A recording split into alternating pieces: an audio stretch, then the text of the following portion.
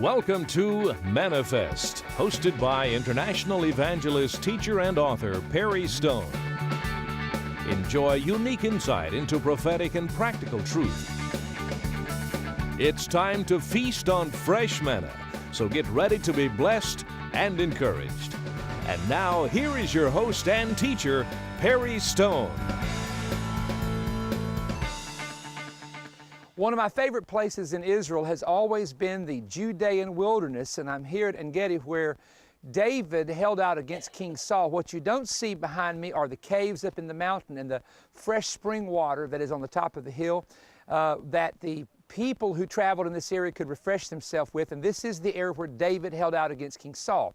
However, my message today is not going to be about that. I'm going to go in just a moment to the book of Ruth and share something with you that I believe is very exciting.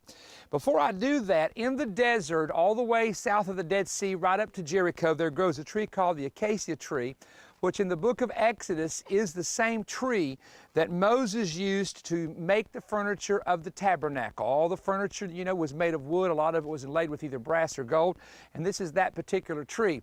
I told him, I said, if somebody in Israel in the tour business would take these trees and cut little strips of it and explain that it was part of the tabernacle, they could make some money selling this to tourists. I'd buy one. As a matter of fact, I may just take this one home with me. What about it?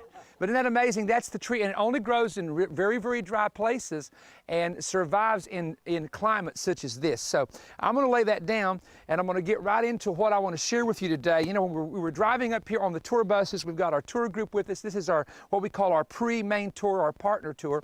And this thought came to me. I was actually going to teach this down at Jericho, but I thought, it's so beautiful, peaceful out here. This is the place to teach this particular message. I'm going to go to the book of Ruth. Now, this was the custom in former times in Israel concerning redeeming and exchanging to confirm anything.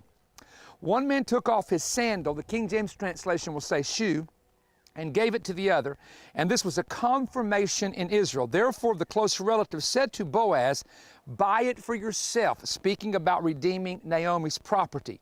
So he took off his sandal, and Boaz said to the elders and to all the people, you're a witness this day that I have bought all that was Elimelech's and all that was Chilion's and Mahlon's from the hand of Naomi. Moreover, Ruth the Moabitess, the widow of Mahlon, I have acquired as my wife to perpetuate the name of the dead through his inheritance, that the name of the dead may not be cut off from among his brethren and from his position at the gate. You are a witness to this day. Now, what I want to share with you is a message that honestly my wife has said that about the thousands of messages that she's heard me teach and preach over about 32 years of marriage, this is her favorite.